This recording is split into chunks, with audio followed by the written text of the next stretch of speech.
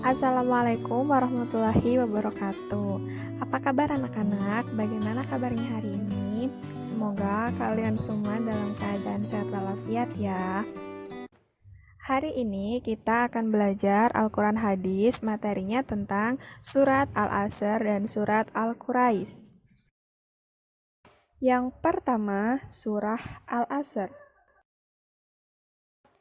Surah Al-Asr adalah surah yang ke-103 dalam Al-Quran. Surah Al-Asr tergolong surah Makkiyah.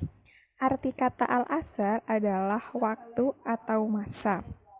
Surah ini memberitahukan kepada kita bahwa manusia berada dalam keadaan merugi, kecuali orang yang beriman, beramal soleh, serta menasehati dalam kebenaran dan kesabaran. Berikut adalah lafal dan arti surah Al-Asr. Bismillahirrahmanirrahim. Dengan menyebut nama Allah yang Maha Pemurah lagi Maha Penyayang. Wal 'ashr, demi masa. Innal insana lafi khusr, sesungguhnya manusia itu benar-benar berada dalam kerugian.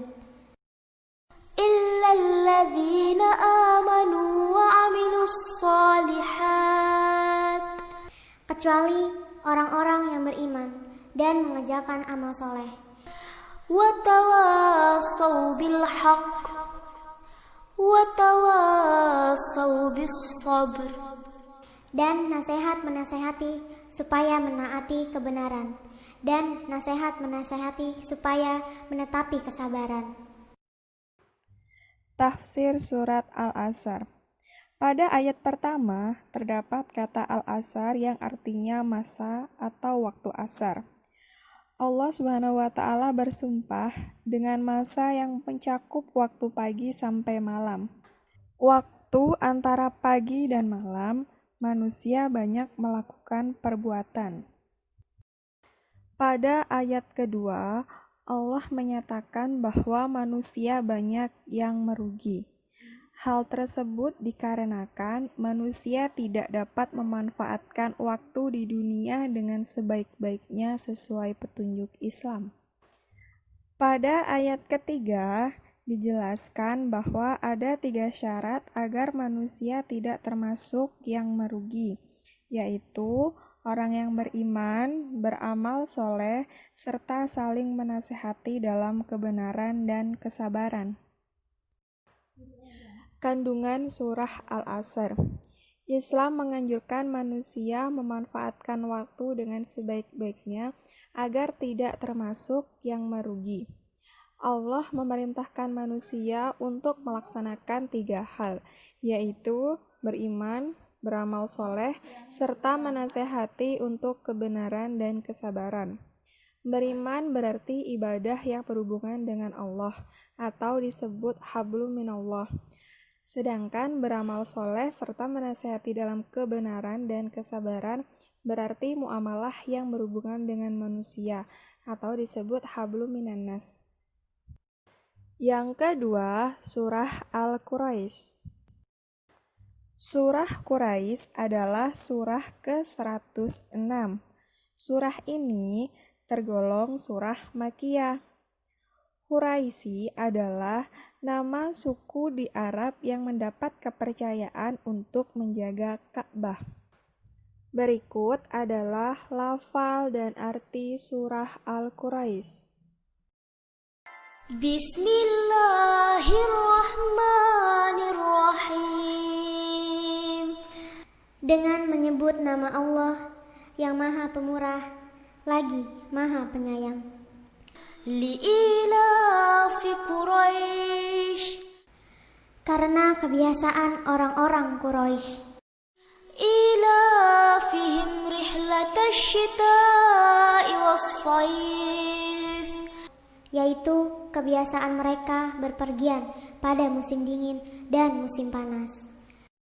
Falyabudu rabb hadzal bait, maka Hendaklah mereka menyembah Tuhan pemilik rumah ini, Ka'bah, الذي أطعمهم من جوع yang telah memberi makanan kepada mereka untuk menghilangkan lapar وآمنهم من خوف dan mengamankan mereka dari ketakutan.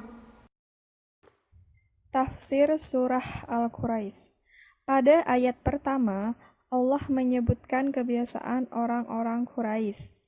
Kemudian, ayat kedua menjelaskan kebiasaan mereka bepergian pada musim dingin dan musim panas. Pada musim dingin, orang-orang Quraisy melakukan perjalanan dagang ke Yaman. Adapun pada musim panas, mereka melakukan perjalanan dagang ke Syam. Dalam perjalanan tersebut, Allah Subhanahu wa Ta'ala memberikan nikmat berupa keamanan, sehingga tidak ada gangguan apapun.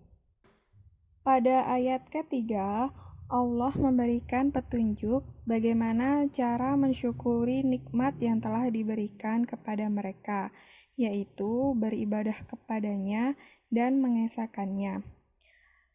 Dan yang terakhir, pada ayat keempat, Allah menjelaskan bahwa pemilik Ka'bah itu adalah yang telah memberi makan kepada mereka untuk menghilangkan rasa lapar serta mengamankan mereka dari rasa takut. Kandungan Surah Al-Quraisy. Surah Al-Quraisy menjelaskan penghidupan suku Quraisy dan kewajiban mereka terhadap Allah Subhanahu wa Ta'ala. Orang-orang Quraisy telah mendapatkan nikmat dari Allah berupa kemakmuran dan ketentraman hidup.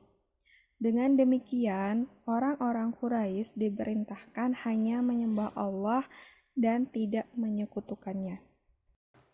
Nah, anak-anak, cukup sekian penjelasan materi dari Ibu untuk hari ini. Jika ada yang kurang jelas, kalian bisa membaca materinya di buku pada halaman 4 sampai halaman 12 ya. Setelah itu, silakan dikerjakan latihan soalnya di halaman 13 dari nomor 1 sampai nomor 10 di buku PR. Selamat mengerjakan. Wassalamualaikum warahmatullahi wabarakatuh.